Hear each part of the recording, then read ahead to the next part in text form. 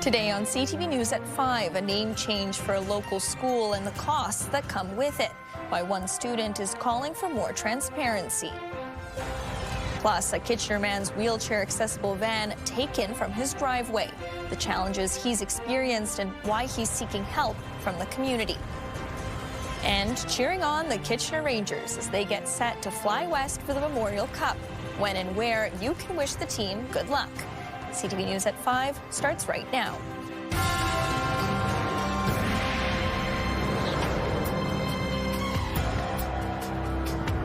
Good afternoon. Thanks for joining us. A Waterloo High School student is raising questions about a school board's financial priorities after learning just how much was spent to rename a school.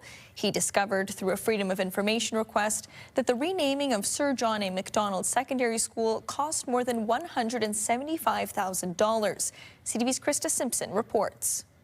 In June 2021, trustees at the Waterloo Region District School Board voted to rename 3 schools, including the one in Waterloo, named after Sir John A. Macdonald, due to the first Prime Minister's role in creating the residential school system. The decision described as in line with a commitment to truth and reconciliation. In 2022, the school became Laurel Heights Secondary School. This spring, current student Ishan Acharya decided to file a Freedom of Information request after he says no one could tell him how much the name change cost. Acharya expected it would be a large sum, given it's a secondary school with room for about 1,700 students. Still, he was shocked when the itemized breakdown totaled $195,105.86. Net cost $176,466.50 after factoring in an HST rebate. It appalled me. I don't know who decided to spend this much money when students were struggling. The Freedom of Information request outlines a breakdown of expenses. The majority of the items listed, sports equipment and uniforms. I don't think there's any improvement to the actual school. It was just buying stuff that already existed or just replacing stuff that was already there.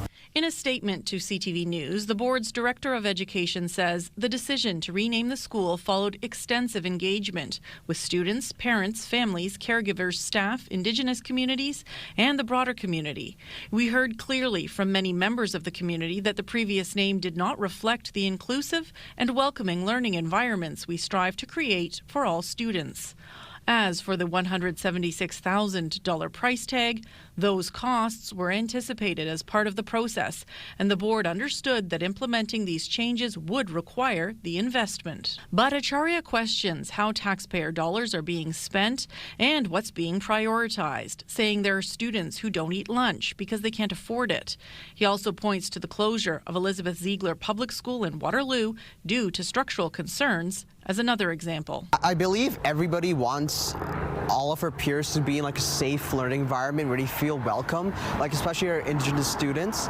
But spending $200,000 to rename a school is just, I don't think it was needed at all. That money could have been spent in a lot of other places. Acharya is speaking out, saying there are lessons to be learned when it comes to decision making in the future. When you're making decisions for students, always consider how many students are you helping, and are these critical services or changes that will actually help students. He'd also like to see more transparency. A student shouldn't have went through a whole FY process to find out the total cost to rename the school.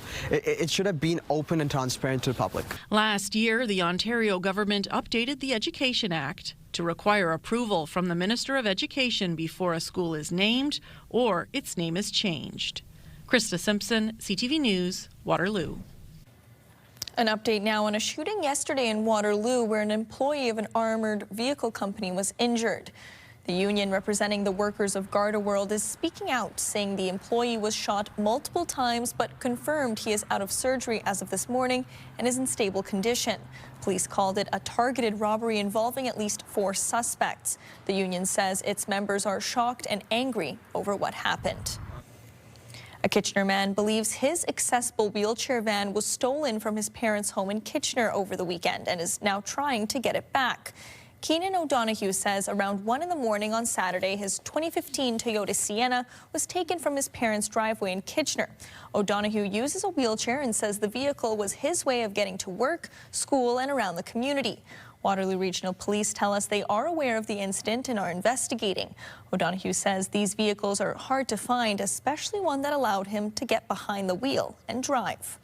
This is everything to me in terms of being able to go to appointments, do things for school, do things for work. Like, it's been a real big impact.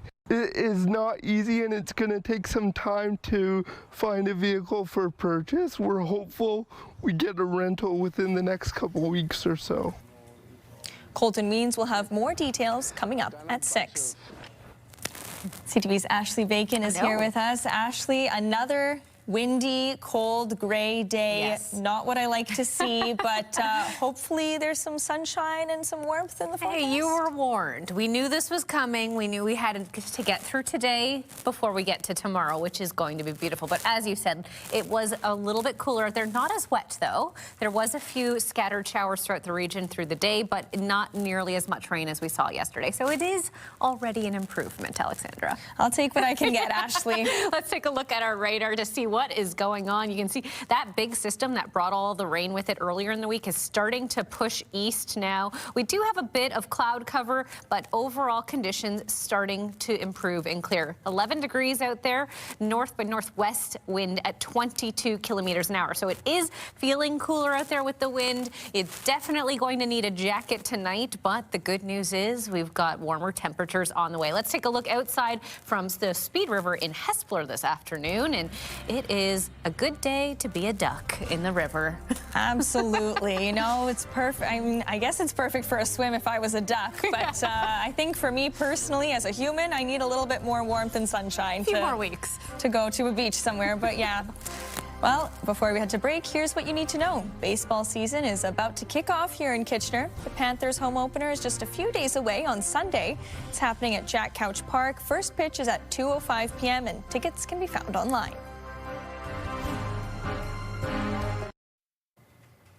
Prime Minister Mark Carney has announced his government's plan to double Canada's electrical capacity by 2050. Doubling generation in the next few decades will require those massive investments. It will require the linking of provincial systems.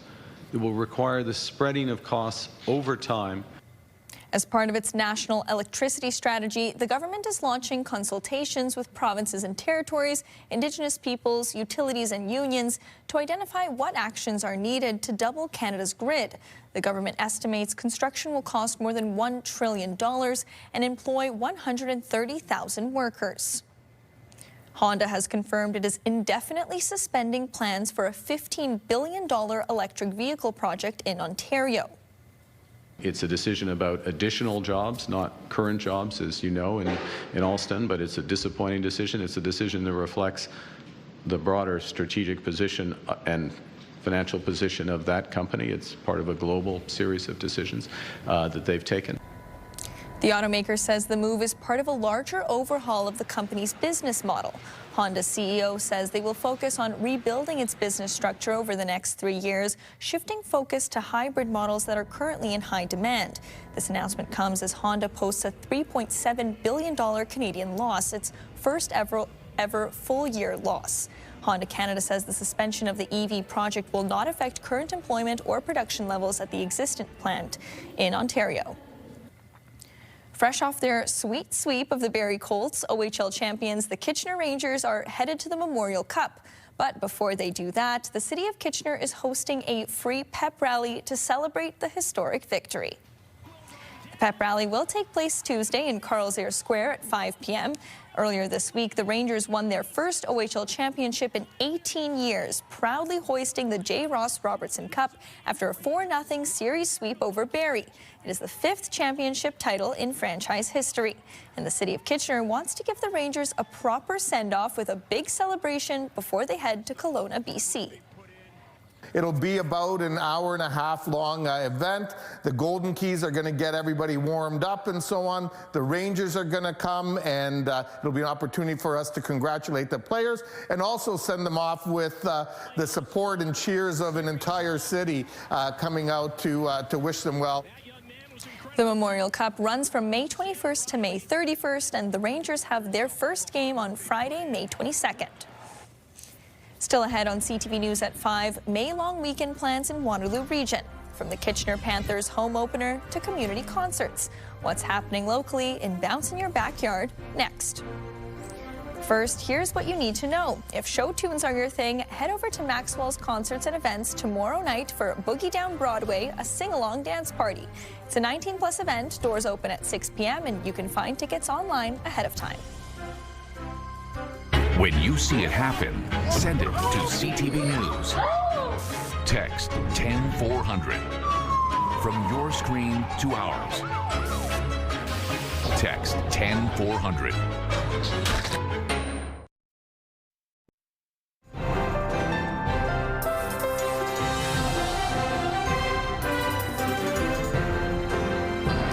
Ashley is back with us, and we're heading into the long weekend here. Ashley, should I have my hat and sunscreen ready? You absolutely should. It's going to be beautiful. The switch is about to switch, so it's gonna happen. Let's take another look back outside this hour from our tower cam towards downtown Kitchener. It does look awfully gloomy out there right now. Not a real indication of what we're in for the next few days, because things are definitely going to start to turn around tomorrow. We are looking at some beautiful weather ahead. Let's get right into it with our future cast, and that can help paint the picture for us. So we're seeing all of this cloud cover right now. The system that had all that rain with it over the last 24 hours is now pushing east. We will start to see some clear skies through the overnight hours. Now, it doesn't mean we'll get, a cloud here or there tomorrow, but overall conditions are going to be sunny. We're not expecting any rain, so it will be a dry, warm, sunny Friday to kick off the long weekend. Right now across the country,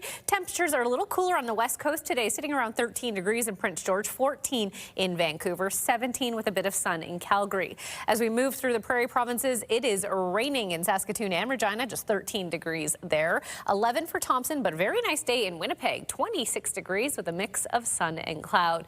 Moving further east towards our nation's capital, we are looking at 13 in Ottawa with cloud cover. Quebec City is seeing a bit of rain as well this hour, but overall conditions on the East Coast a little warmer than they were yesterday, but still not seeing a lot of sunshine. 13 in St. John's, 12 in Corner Brook, 16 for Charlottetown. So we are getting better, but not quite there yet. In southern Ontario, we are sitting at 11 degrees in Kitchener-Waterloo. Winds are still a very nice 18 degrees out there. They're getting a taste of that summer weather a day earlier than everyone else. Now, we have to get through tonight, though. It's going to be chilly again. 2 degrees, the expected low, so it is below seasonal for this time of year. A northwest wind of 20 kilometers an hour is expected, and it will be partly cloudy. Tomorrow, though, temperatures are going back up to around 19 degrees. A UV index of 7 or high is expected. So if you are spending time outdoors, like Alexandra just mentioned, a hat and sunscreen is a good idea. That temperature, the coolest that we'll see in the weekend. But first, let's take a look back in 1923. We reached an overnight record low of -2.2. So hitting 2 degrees, although it is cooler than we want for tonight, it's not that bad. 7 is the normal for this time of year. And lastly, looking at our first at 5 forecast for Waterloo region. Check that out, Alexandra. 23 for Saturday, 24 on Sunday, and a beautiful 29 to round out the long weekend.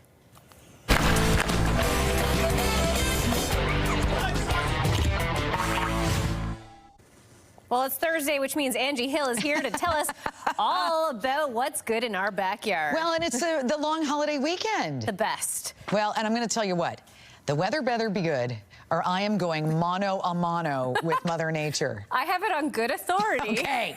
All right. That this weekend is shaping up to be beautiful, perfect to get out and enjoy our community. Right, and the Kitchener Panthers have their home opener game this weekend, too. So they're against the Chatham-Kent Barnstormers on May the 17th. So this is going to be a really super big deal, Ash, because you can get yourself, the first 500 people in attendance, a free beanie. Oh, that's fun. Yes. And I mean, it has been a little cool. Yeah. So a beanie would be a good thing to have, just as an in case. Right, in the evenings. In the evenings. All right. Also, we've got Jack Couch Park. That is, of course, where the Panthers play. Okay. So you can catch them, like we said, May 17th for the home opener, then versus London Majors on May 21st. Fantastic. It is going to be an amazing series, an amazing opener for these guys. Absolutely. Sure. Big summer of baseball ahead. Yep. Now, Ride for Dad is coming up in just a couple weeks. It is.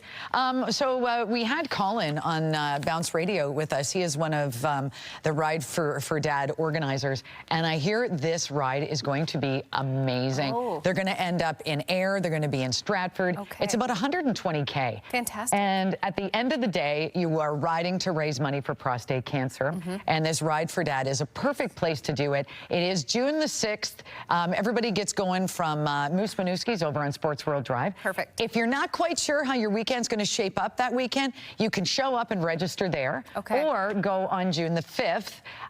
There's a pre-registration. Just go to Grand River Ride for Dad to check out where that is, and you can register early. And Sarge will be there. Sarge will be there. You got to meet Sarge in person. You got to show up. Now, he'll be the guy in the really big jacket. Yeah. Just saying. Okay, well, there you go. Now, a really fun event is coming up in Cambridge in June as well. It is. Now, I want to mark this on my calendar. This is only the 4th year they've been doing it, but every year it picks up steam. June 13th from 1 till 8, it's the Cambridge Pride Party, to celebrate Pride Month of June, of course. Fantastic. All right. And we also have the big birthday bash weekend on Bounce. I had to get it all right. I had to read that one. Okay. Bounce Radio was 5 years old. Wow. Happy birthday. You know what? If it were a little child, it would be going into senior kindergarten. So we've got 5 years we're celebrating for Bounce Radio all weekend long for this long May 24th weekend. Listen for your code words. All day long for 3 days. You're going to hear them. You're going to register them at bounce995.ca. $5,000 is the grand prize. I'm still voting that staff should be able to play this. But I know. We can't. So you guys got to get out and try and win it. Okay, and lastly, where can folks at home find out more information on where they could submit their events? That's bounce995.ca. Look for Bounce in your backyard and let us know what's going on in your community, in your neighborhood. And we don't care where you are. If you can see us, we want to know about it. Fantastic. Thanks, Angie. Thank you. And here's what you need to know as we head into break. Check out some amazing acrobatic skills when Cirque Italia rolls into town. It's making a stop in Cambridge from June 5th to 15th with lots of show times to choose from. You can grab your tickets through the Cirque Italia website. Download the CTV News app and stay on top of local stories as they unfold. We go to a dramatic scene unfolding. Customize your feed and watch live wherever you are. CTVKitchener.ca, your home for news. Bounce 99.5 has the music you just can't quit. Home of Bounce Mornings with Angie Hill and Sarge. KW's Bounce 99.5. Listen on the free iHeartRadio app. In tonight's Digital Dive, if you're looking to get a Kitchener Rangers OHL Championship hat, you may have to wait a little longer. They were supposed to be available at the odd for purchase today, but ran into a delay due to supply chain issues. You can read more on our website. Just scan the QR code in the corner of your screen or go to ctvnewskitchener.ca.